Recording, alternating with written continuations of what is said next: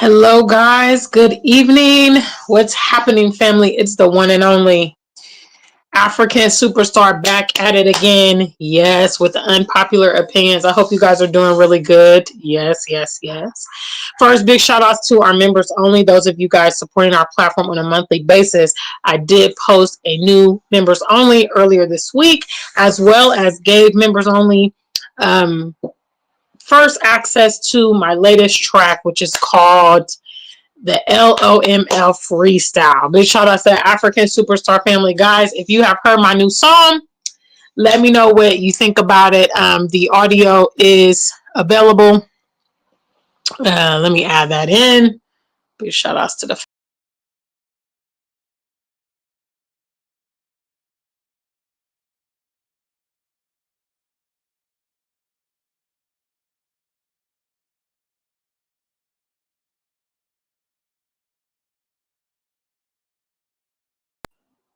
what's up, trying to get this in here. Hello. Yes. So the link for my new track is there. Also, it is available here. The audio is available here on YouTube. Big shout outs to the family. Yeah, I want to talk about this topic here today because I think that it's something that really, really needs to be said. And it's a repetitive theme. It's not just something that we are dealing with modern day. It's something that has been pre-existing for a long time. And so the topic is falling in love with someone in poverty is very risky business. Big shout outs to the family, guys. If you're here, make sure you like the stream. You can make sure you support, follow our channel, be a part of what we're doing. Subscribe to members only if you want behind the scenes content.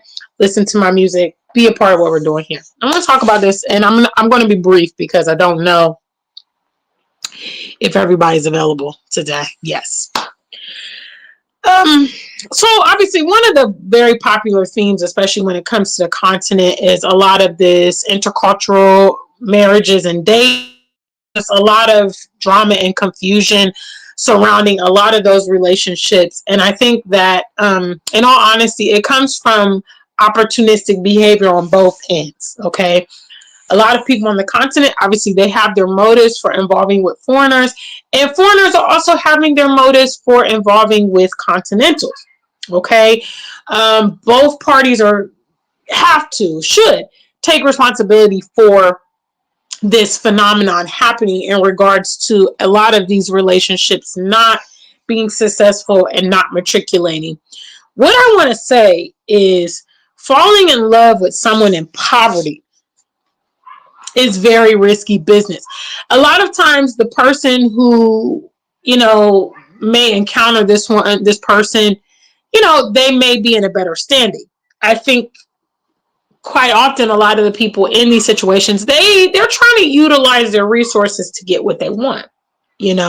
So men do it all the time. It's like, okay, they meet a young girl, they meet a beautiful girl, they lead with, I'm a provider. They lead with, you can be a stay-at-home mom, or they lead with, I'm going to take care of you, I'm going to provide this. Some women that are attracted to that provider situation will then overlook some of the other things, because they want that main component. Men are notorious for using their material means to get beautiful women or attractive women or women that would probably be beyond their reach if they weren't in those situations, because that is what the women that they are pursuing are driving for. Those women are not looking for love or companionship or any of those things. They are looking for the bag. Ladies are also doing this too. When they're heading to the continent, I've heard it, I've seen it, that some ladies will dangle immigration. They will dangle the concept of traveling, or, these kind of things in exchange for what they want. Wanting a husband, wanting children, wanting to do the whole wedding, wanting to be married, those kind of things. And so they will dangle what they feel that they have to get what they want. And what I want to say is dating someone in poverty is very risky business. A lot of times I even wonder if those people in poverty are actually capable of romantic love, because a lot of them, survival has been their main ambition for life. You know, it has been what they have been trying to establish and pursue for maybe the majority of their life, or a good sizable amount of their life, which means that they have not even experienced the stage of life where you are doing things because you want to do them, not because you need to do them, or not out of desperation. How this translates is when you are proactively looking for a partner and you meet someone who's in poverty, you know, someone who's struggling.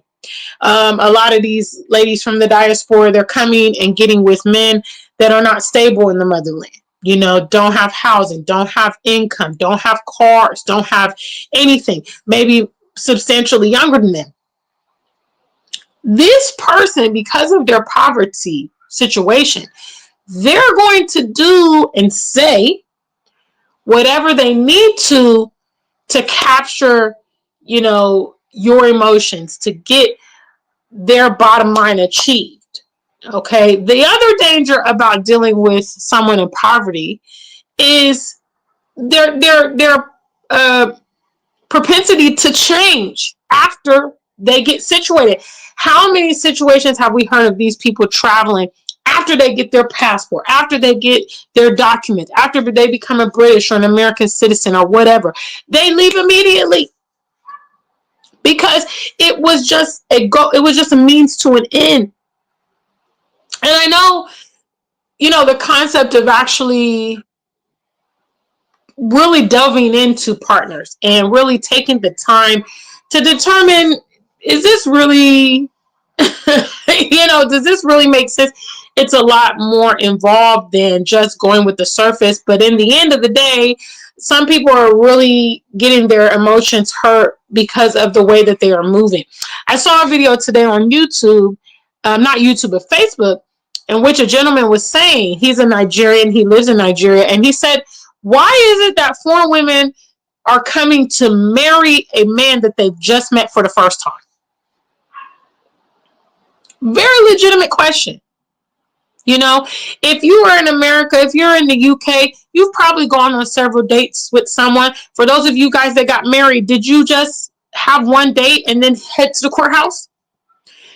Did you go meet him at Cheesecake Factory or TGIF or wherever you guys had your first date? And by the end of the date, you say, you know what? That's it. He's the one. He said, why are these foreign women doing this? You know, what is going on? And it's very true. I mean, I've seen it countless times online where it's like women are in these, you know, I'm dating African groups, or, you know, Black American women and African men or whatever. And these women are in the comments saying, I'm going to meet my fiance. Going to Nigeria to meet my fiance. Going to Ghana to meet my fiance. Going to Senegal or Gambia. And then you get into the comments, oh, you know, how is it going? Oh, yeah, this is our first time meeting. This is my first time going to Africa. These kind of things. It's not logical, especially with all these things that are going on and being aware of it. I'm not saying that people that are in poverty are not good people. You know, I think people have experienced, you know, even me, I've not been ever in extreme poverty or anything like that.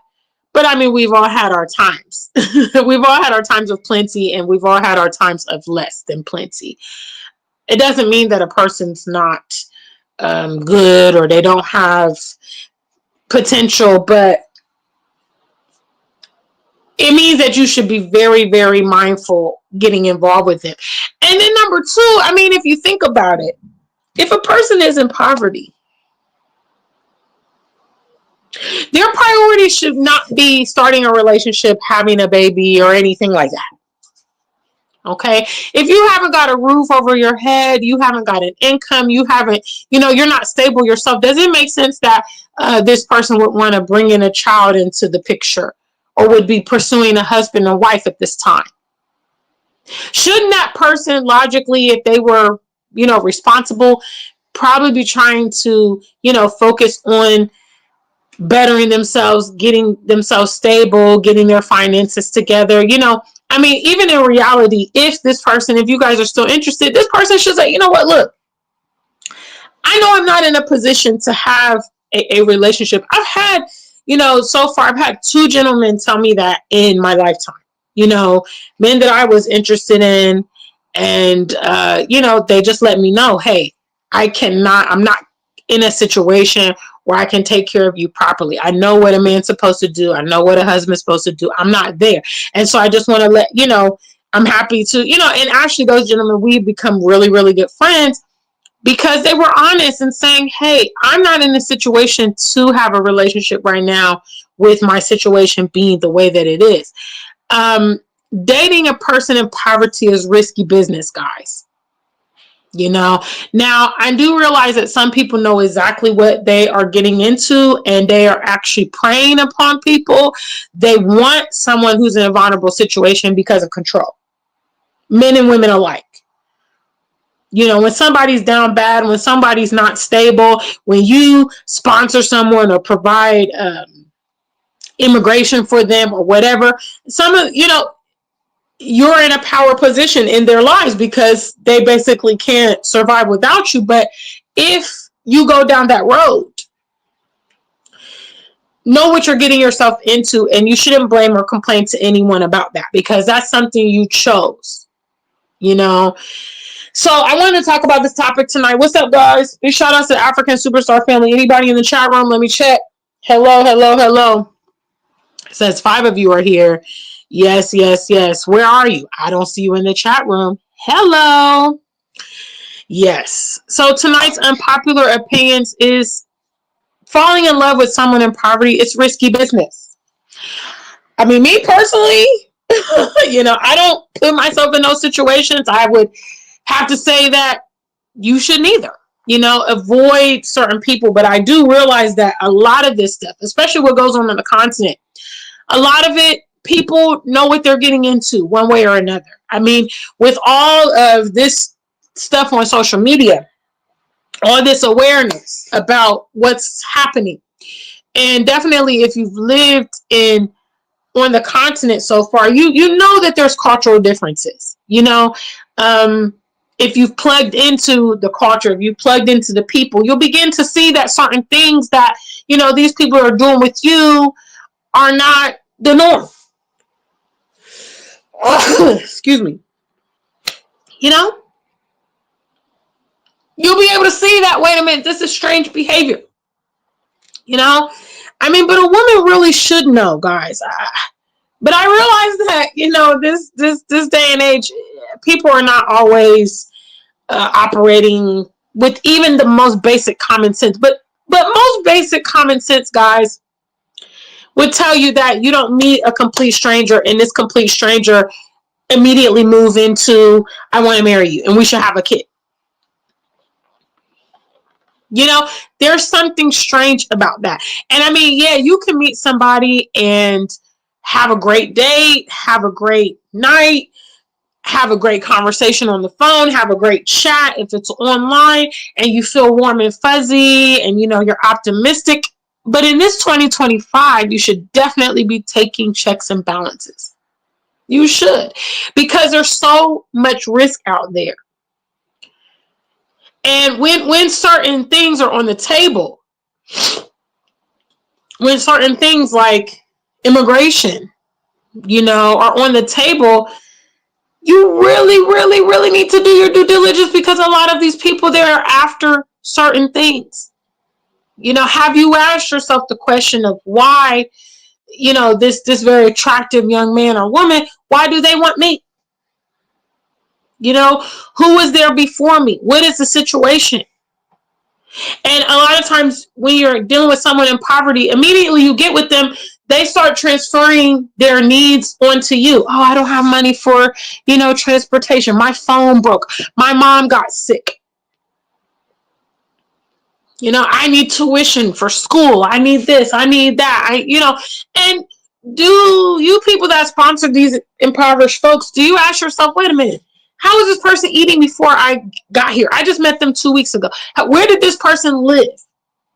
Or are you just so giddy from the attention that you negate reality because it's really, really strange behavior. Okay.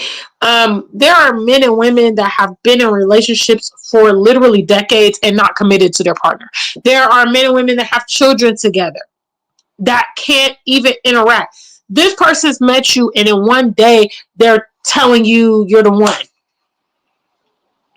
and consequently, when when they're telling you this, they're in poverty.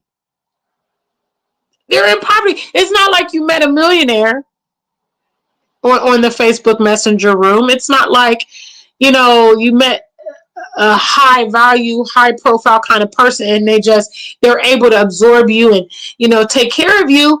That relationship is coming on your default. So a big shout out to the African Superstar family, guys. I don't see you in the chat room. I don't know what's up with that. But obviously live streams, no chat room. It's hard to, have this conversation. I do want to let you guys know I have a brand new track. I just released it yesterday. It's called Love of My Life. Freestyle. It's here on YouTube. The audio is here. It's also out streaming Spotify, Amazon, Tidal, Apple, Audio Mac. So go give my new track a listen. Let me know in the comments what you think about it. I love it. It's amazing. People have been asking, who is it about? It's about a man in my imagination. There's no one in particular that it's about. But, I have a very vivid type of writing style, which I would definitely say has been influenced by the late, great Biggie.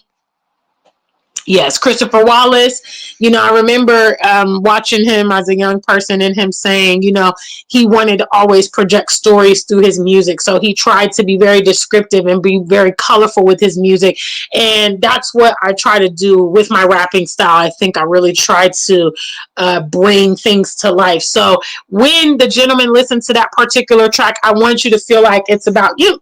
It is an ode to the brothers, especially my type, the dark, tall, chocolatey, thick guys. So definitely give my new track a listen. The link is here.